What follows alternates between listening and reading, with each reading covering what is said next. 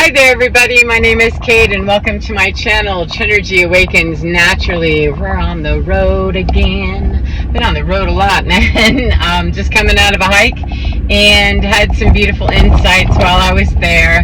What is the greatest thing that gets in any human being's way? This is my personal philosophy. It's certainly not one I invented. Psychology tells me this is what is true. I'm just announcing it, re-announcing it for myself and possibly you if it works for you. The greatest offense, the greatest thing that gets in our way as humans is fear. And that can masquerade and dress up as a lot of things. It gets more bombastic and even more pomposity is involved. I've noticed with people who are the most afraid. They're usually our world leaders and the most obnoxious people in the family, etc., or the most believable and yet the most unethical. So I've noticed that fear can dress up in a lot of very strong and virile looking places, and it's also a no longer relevant archetype to be overbearing, etc. That overbearing personality or archetype of human psychology is based in an old understanding of humanity through the age of Pisces. We are now into the age of Aquarius, where we really are moving more towards a community-driven, community-based, pro-social understanding of ourselves. We are in the midst, coming out of that old age of Pisces, in the midst of destroying ourselves based on human ego, and it's time to let it go. However, if we don't really know what we are, who we are, without being very domineering, without sliding east or west, to get what we want, without being greasy, without being easy, without being a victim or a victimizer, we often, 202, can be left to wonder, well, now what do I do? Who am I? And quite frankly, there are a number of people that just don't get it. They don't want to, they don't understand, and they don't feel like they need to move out of that old way of being. Now, I like to take, what's obvious in front of me, which is, wow, it appears the world's falling apart. There are systems being deconstructed, every single one of them. We're not going to shift one part of an Earth experience without the entirety of Earth being shifted globally, cosmologically, universally, metaphysically, metaphorically, however you want to look at it. We do not shift one thing in a system without it causing a shift somewhere else in the system, whether it's huge or small. There is no way that we affect one without affecting all. And so even though people don't fully understand, don't want to, etc., I don't need for, the world to just completely be destroyed to see that the systems are being broken apart. Where I really want to dig in here, though, is that for those of us that see that understand that, and that even can perceive and conceive and know what's going on energetically and spiritually on their journey in a very conscious, mindful, and conscientious way, even for us, we can be really distressed and put into places of fear, and we can also be placed into some mind programming that we grew up with, 333, to believe that something external to me can actually bring me harm.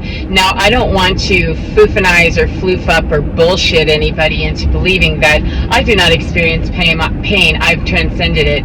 As a human being, my body can most definitely experience pain. It isn't that I'm trying to say or attempting to get across, that my physical body absolutely can experience pain. My emotional body, the pain body, is very real in the 3D. It is a very real experience in me, through me, around me, etc. For everyone I know that is experiencing that, it is not a matter of disregarding that and just hopping right into, well, I'm in the light body now, crystalline me. I don't know anybody that gets there that way by just acting like there's no body, there's no emotions, there's no past stuff that we need to review.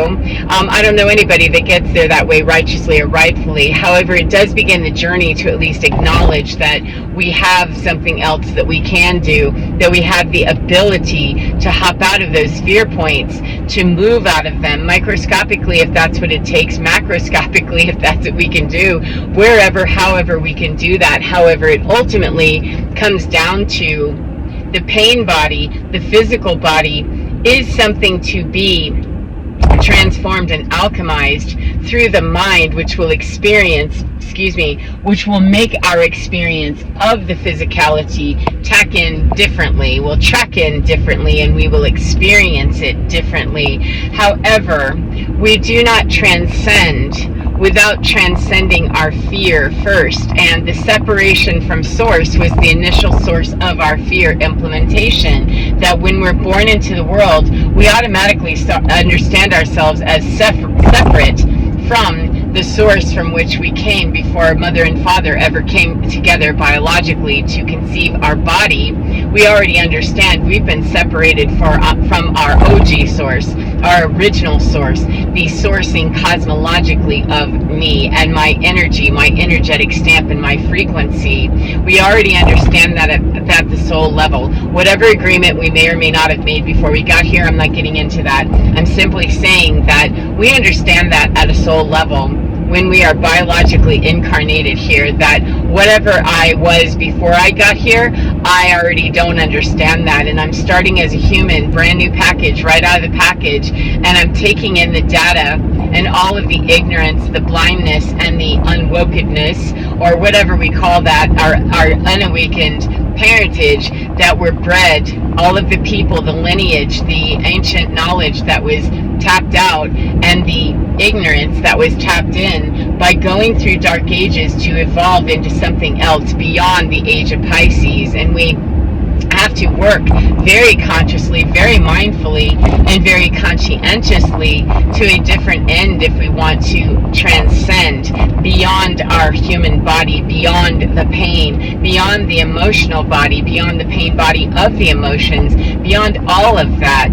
We don't get there by disavowing that we have a body and disavowing that we have to get back in touch with that spiritual side of us, or that effervescent side of us, the ephemeral side of us, the spiritual side of us, whatever we would choose to call that, which I don't care if people are religious, spiritual, I don't care. I see plenty of people on YouTube and just around the world that they are tapped into that quality within themselves, and they aren't even remotely calling that a religious experience, a spiritual experience, or anything else. They're in the zone, and whatever people are calling their zone is what keeps them out of the feeling of separation from their own autonomy and their own sovereignty, and yet they are tracking in and tacking in with something within themselves that is far greater than anything that they ever thought they could be. Most of them, they talk about transcending their own programming, their own mind, and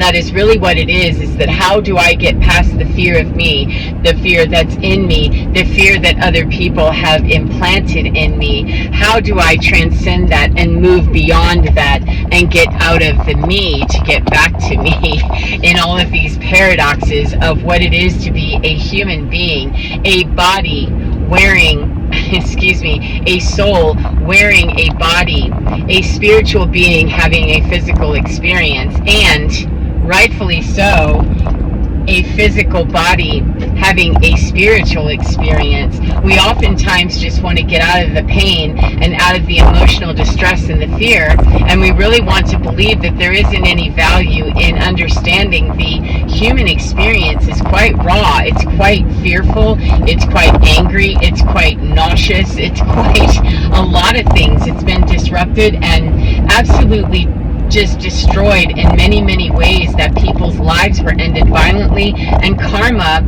or learning, natural balancing, has been avoided for many, many, many, many, many generations. And depending on what you do believe, if you're a spiritually inclined person, or a person, tapping into Akashic records or old ancient ideas in Gnosis, perhaps you've come up with the same idea that there's some other presence or some other agenda, some other something on the planet, blindness, ignorance, darkness, however it came to be, that has kept us from experiencing the fullness and vitality of pure source energy, that in its ignorance, in its infancy, in its unwillingness to be anything except greedy and overbearing and powerful and very ego-based, it destroyed many lives, it destroyed many cultures, and it still attempts to do so. However, the frequency on the planet excuse me, the frequency on the planet is changing, and it's calling forth, the God seed, or the cosmological seed, or the source seed, universal intelligence,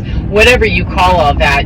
We all come from our different backgrounds and understandings, but for me, it's all the same cosmologically based story, that we all come from that cosmos, and we are all that source. And however far away we have been tacked and tracked from it, it is a matter of returning to it and getting rid of the fear that we may not be able to align or understand the people that we used to. We may not be able to stay with them and address our fear. We cannot stay with our old story of how that used to be within me. Who will I be if I don't know who I'm supposed to be? And that's a fear in and of itself. What will I do if I no longer answer to this job anymore, or this way of living, or this way of being? Who will I be? And that vast unknown is again another source of separation, that we've already gone through a separation by being born, and then we're asked again to be reborn again, friend, that you're going to be reborn into your original identity as a cosmological source, piece of source energy that has no boundary. However, it can be formed into a body, and it is. Then how shall we express that today in your multifaceted, multi-universal way? How shall you play today? How shall that be for you? What shall you be? There's a lot of, oh my God, I don't know what to be. The whole entire universe opened up to me. Or for some people, I can't have the whole universe open up to me. I can't even have my mind open up to see myself as something other than I'm this, because the rebirth experience can be quite painful. I've not known anybody that went through a birthing. A mother that tells me their birthing process was painless was probably unconscious. Birthing can be made more natural and more easily done. However, just painless birth doesn't exist except in possibly very rare event. And so the rebirth of our cosmological understanding ourselves is returning back to source energy. However, it can feel like a wide open field of, if I'm not what I said I was as an earth being, then what exactly am I? How do I define that? What do I do? What should I be doing? And there we are again with, I'm separated from my source once again. And I'm going to encourage you to consider separating from the source of our identities, our ego, and everything that we've been programmed to believe, or mind bent to believe or conceive to be. Separating from that is the most liberating thing that we can be. It's also, for most people that I've ever met, the most terrifying experience, because we somehow managed to lock down from birth who we are. We decided who we were going to be, whether it was close to what our parents said or the other direction than anybody ever told us. In the negativity, we generally run one direction or the other. We idolize something and call that great, or we run away from that which was just really a bag of shit. I'll never be that. And it's still fear-based. The most courageous thing we can do is to rebirth into the new you, the new me, the new identity that is really formless and has no real identity. We become the master alchemist in us when we no longer have to define ourselves as something in particular. However, that's a lot of raw data for humans who like to lock and load on what they are. We like to be accepted. We like to feel that we are no longer rejected. We like to fit in somewhere, and we end up selling huge parts of ourselves, sometimes gigantic parts of ourselves, so that the price that is paid is rewarded to us with never having to talk about those painful parts of us, never having to relive the horror. And yet we're kind of reliving the horror every single day of being imprisoned in a different way that feels less offensive. And yet we are not meeting, truly, many of us that I see, I'd say everybody, however, not everybody's in on what's happening here or would agree, and that's fine.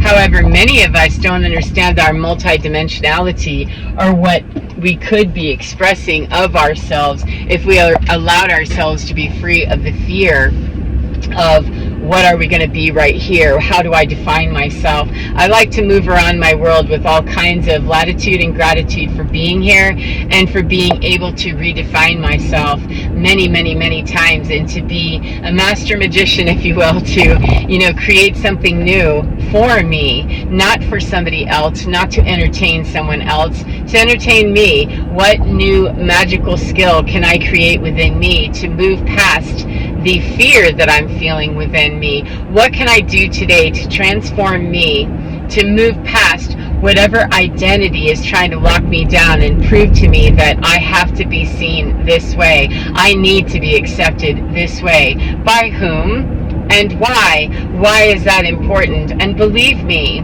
there's plenty of opportunity for me to be challenged as a human being to do that every single day. There's no need for me to wonder what's going on in somebody else's world, or spend a lot of time having to develop a whole, psychological profile for somebody else and what they should be doing. I have plenty of work to do with myself, and I'm feeling so, great and wonderful that I have nothing else I can do. Then cool, invent something really new that can help somebody else get there faster. There is always work for me to do in my yard, in my space, and with my face, than to be out trying to micromanage, dominate, or bully someone else out of my own fear, or even bring them up to speed with how full of fear they are. Standing in my own power, standing in my own fear, standing in my own identity of that particular microcosmic moment, that snapshot, and handling that to get it back to a peaceful place,